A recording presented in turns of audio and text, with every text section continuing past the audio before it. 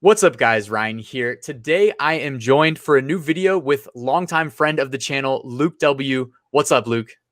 What's up, Ryan? How you doing today, man? Hey, man, I'm good. I appreciate you taking the time out of your day to be here. And I got to ask, man, it's been a while since we caught up, but I've been seeing your Facebook updates. Like, what's new with the FBA business? Wow, FBA, man, it's honestly been popping off so much, and I've seen you doing a bunch of content with the merch by Amazon, print on demand type of things. But I mean, I've been waking up every morning, and there's literally like 10 to 20 messages between my Facebook and Instagram of people like seeing my stories. You know, I post a lot of my sales numbers, and people are like, "How the heck are you doing this?" I'm out of my job right now, so it's kind of I'm just explaining to people what this opportunity is, and I mean, I still find time to get myself out and about enjoying the summer. You know, I've gone on tons of little boat parties. Nice. My girlfriend's got like, she's quite the networker. So we're getting out there, meeting a bunch of awesome people.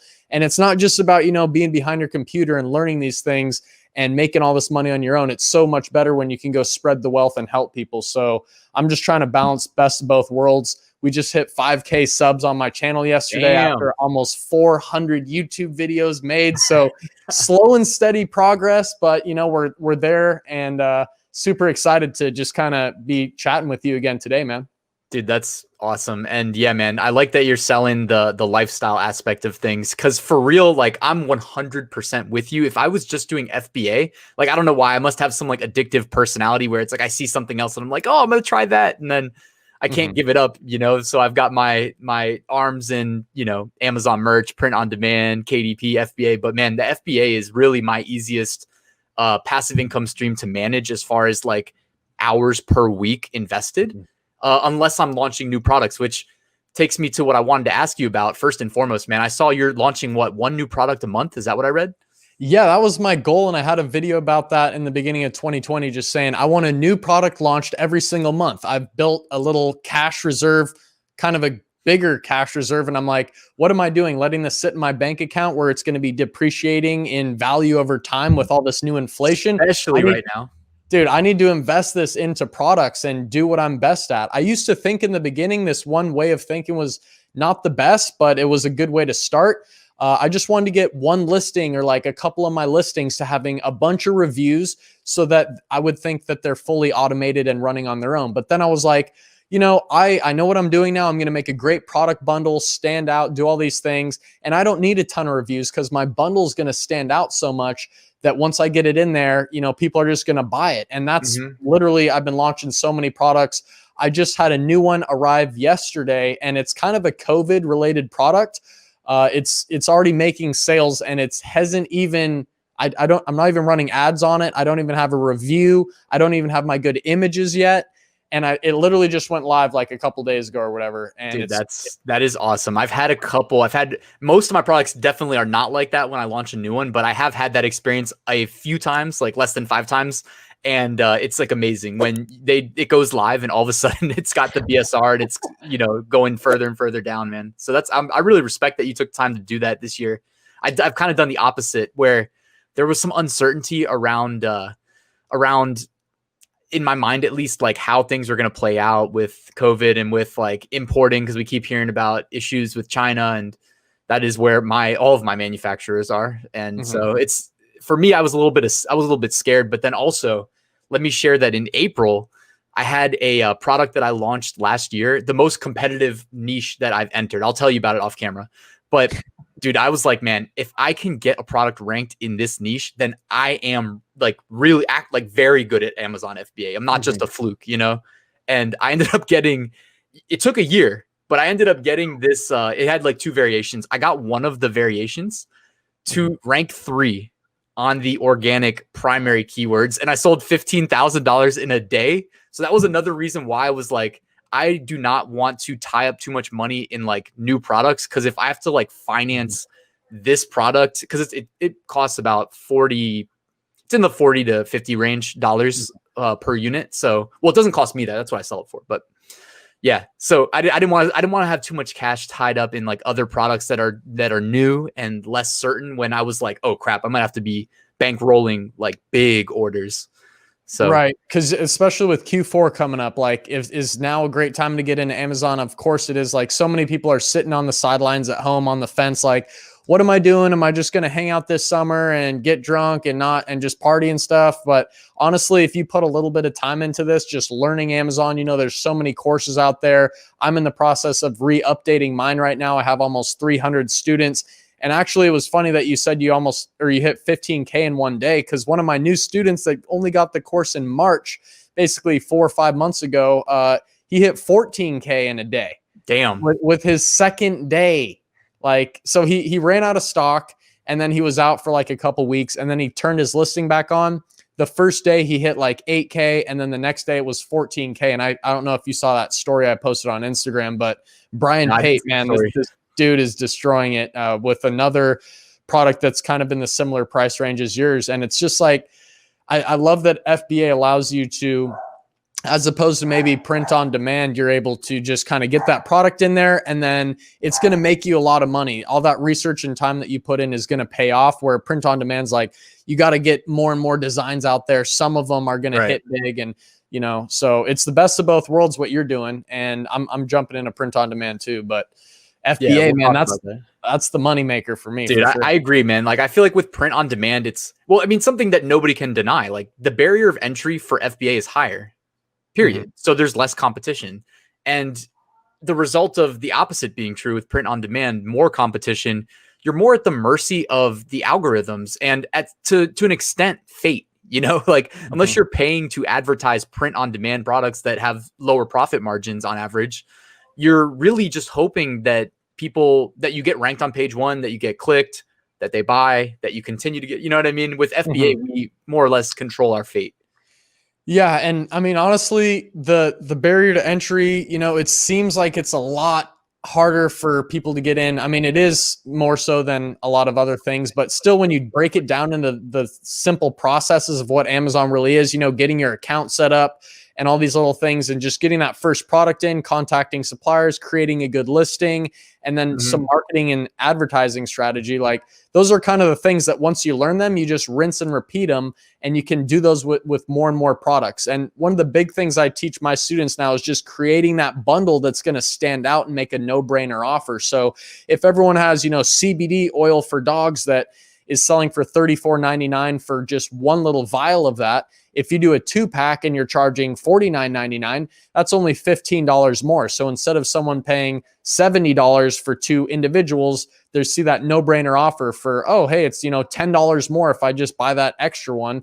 And then that's going to set you above when every product looks exactly the same. If you just come to that market with, that 2-pack listing at a good price, it's going to be hard to pass that up. And I really like that idea. I really do. And I've been seeing more bundles on Amazon. So it's funny you say that, because as we were talking about before we started recording, like, I was working on setting, we coincidentally both have the same microphone, except you actually got yours set up. I was missing a piece that I had to order at like 1 a.m. Yeah, dude, I can't wait.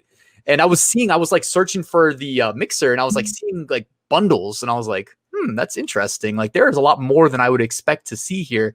And there, obviously we're looking at the bestseller rank, which, by the way, guys, if you're not subscribed, I'm going to drop a video on my favorite Amazon Chrome extension, probably either tomorrow or, depending on when I release this video, I might have dropped it yesterday, but showing like how we can gauge how well a product's selling. So check that out. If you're not subscribed, you might want to hit that button. And on the subject of Luke hitting 5,000 YouTube subscribers, by the way, I'm going to drop a link to his channel in the description if you want to go show him some love, because he's doing big things over there and dropping mad knowledge bombs on Amazon FBA. Yeah. And honestly, that's kind of what I've been sticking with. And I want to branch out and do more lifestyle stuff because of, I just went to Mount Rainier, just an amazing hike. And that's kind of the video I started out. I'm like, I'm on top of the world. Nice. And it was me like these beautiful views and just mountaintops. It was just insane. So I just want to incorporate more of that lifestyle. I love to skateboard. I love to go wakeboard, snowboard, anything with a board. And I want to throw those more into the lifestyle of Amazon, just so people can get a better feel, because I just keep putting out FBA videos, but if I throw more lifestyle in, maybe it's a little more intriguing and entertaining too, because I don't know. FBA, that's all I freaking talk about. Like, I got into stocks for a little bit, Yeah. And I actually made like 6 videos on there, and they took off really big. But I mean, they change so much, and I don't know. I just fall back on FBA every time. I just love it too much. I don't know. Yeah, I hear you, man. I hear you. It's like when I started my channel, I wanted it to be FBA, and then I had to kind of shift it because the FBA videos were doing like 10% of the views of print on demand. So right, I gotta give the people what they need, what they want. But there's obviously I'm sure you see it too. You said you have 300 students in your FBA course. Congratulations, man. That's awesome. Like thanks. My best-selling course, my most popular course, I should say, is the Amazon FBA course. There's definitely, obviously, a ton of interest in that, and it's great that you're working on refreshing your course. And any other, the real purpose I wanted to have you jump on here for was to just talk more or less. Like I've been getting a lot of messages, like you have, about people interested in starting. So, what is it like starting an online business if you have no experience and you're interested in Amazon FBA? Like, what should you know? Are there any like just tips that you would give? Yeah, so a lot of people right now are like, hey, should I go sell these masks that everyone's getting in these COVID type products? And it's just so much more important to do your research before you get into Amazon. And that's why there's so many other courses out there. Again, you want to find the mentor that's legitimately going to help you. And I hop on a 1-hour call with all my students and help them find products after they finish the course. I'm going to start cutting that down now that I've got such a new influx. But if you try and if you buy like 1,000 of these masks and you're like, oh yeah, I'm going to sell these on Amazon. Number one, just setting up your account. I've had a lot of people having issues with that lately. There's so much more verification process that's making it even harder to set up an account. And if you hit on one of those landmines, boom, they're just going to say, hey, this doesn't work. Send us this other document, show us a business license. And the more you fail at getting your account set up, they're going to ask for more and more info. So just that alone is, hurting people before they even start. But then if you get that account up and you're like, let's sell these masks, those are restricted products. And there's all these, just so much info on Amazon about restricted products, certifications, FDA approval, EPA approval, and all these things, when you get a hold of someone who's done it before in a step-by-step fashion, which is always why I recommend getting a course. And if it's not mine, like just do your due diligence at who you're getting in with. But I mean, that's what I did in the beginning. I bought a course. I watched hundreds of hours of videos. I mean, at this point, I just straight up hop on phone calls. I don't know anyone else. I mean, maybe you do this with people, but I still find time to just, hey, if you have a quick question, DM me on Instagram. I'll hop on a call, let you know how I can help you personally. And that's that personal touch that's going to let people know this guy's actually seriously going to help me. And when you find that, then you'll go through the step-by-step process. You'll learn what to avoid. You'll learn what to do. And it just increases your odds of success just so much more because however many, I think there's quite a few million Amazon accounts out there, but only a smaller percentage are even active. Like a lot of them aren't even active, and even less are actually doing the right things to succeed. Making any sales. Yeah. You'll see listings that just have, one image and just terrible listing quality, but somehow they're making a bunch of sales. And it could be because they're maybe sold by Amazon. Amazon has bought the rights to that product or whatever. Or it could be that they've been there for so long that, I don't know, Amazon's just ranked it up for so many keywords that it's just showing up. And it comes down to, ranking your products. Like Ryan said, once you start ranking, it's harder to do that with print on demand. It's kind of a bust or bail, just send it out there, hope it works. But with FBA, we're ranking our products for specific keywords. Our bundle's going to stand out. We can start running ads and have a super low price in the beginning when we have a couple reviews, when we want to launch our product. Instead of giving away a ton of units, why not, run a advertising campaign, spend your money there instead of giving away products. Right. And you'll be ranking organically in Amazon and the way they want it to be done. Yeah, you just kind of want to follow their rules because Amazon's catching on more now than ever of just, people faking things. You're talking about it's harder and harder to open seller accounts, and that shouldn't, in my mind, it shouldn't deter anybody from wanting to start. It's actually a good thing. If you're not trying to cheat the system, like for instance, I'm going to sell masks, but I'm going to list them in the wrong category and get through the filter. It's don't do any of that crap. Amazon making it harder to get new accounts means the legitimate sellers like Luke and I, we are benefiting directly. Like you said, you were ranking products without even running ads. Dude, in my income reports, where is mainly where I give my FBA updates, since I don't do that many FBA videos anymore, but I turned off all of my ads at one point because they were just not needed. Like people were disappearing, products were disappearing. And I was like, hey, if I'm getting all these sales without, because my A cost goes up obviously too, unless I'm in there like editing every single keyword bid. So I was like, hey, you know what? I'm turning it off. I'm going to see what happens. And it was working. Recently, I've been turning them back on, but I'm like closely monitoring how much I'm spending and being, careful about it. Cause it's not the same. It's in a good way. Right. Yeah, honestly, the ACOS thing and the advertising, I literally put up the most no-brainer, easy to run ads on earth. I'll take like 2 of my main keywords, put them in as a phrase match campaign. So maybe it's a pretty broad keyword, but it's still specific to my product. I'll go phrase match, and then I'll do a super low bid. I literally have an 8-cent bid, even though the suggested bid is like 85 cents. I have a super low price bid. And my ACOS is, even for my lower priced items, my year to date ACOS is like 4.3%. And dude, I share that right now. So I did a video about that like a couple months ago. It's so funny you say that. And I was like, I do take consulting calls as well. And like, yeah, I was like telling people, I was like, look, like we're on screen shares. I'm like, trust me on this one. Structure your ads this way.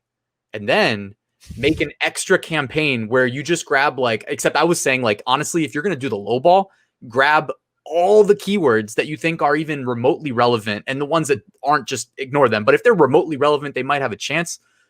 Lowball it. Just call it your lowball campaign. And I mean, we were seeing results. So yeah, there's so many weird keywords that you'll show up for. And even with the low bid, it's not about maybe when you're launching, you want to throw your product on, pay for higher bids and get on page 1, have a couple reviews, having that social proof, and then having a super almost break even price on your bundle. So it's like, wow, I'm saving money and I'm getting a 2-pack where a 1-pack is $5 more than this. Like just make it super no-brainer. So then you can rank. And that's literally how I launch my products right now. And it works great. But I mean, if you're going to have a campaign with low bids, you're not going to show up maybe on page 1, but you'll show up on other product detail pages and other competitor listings. So many spots now.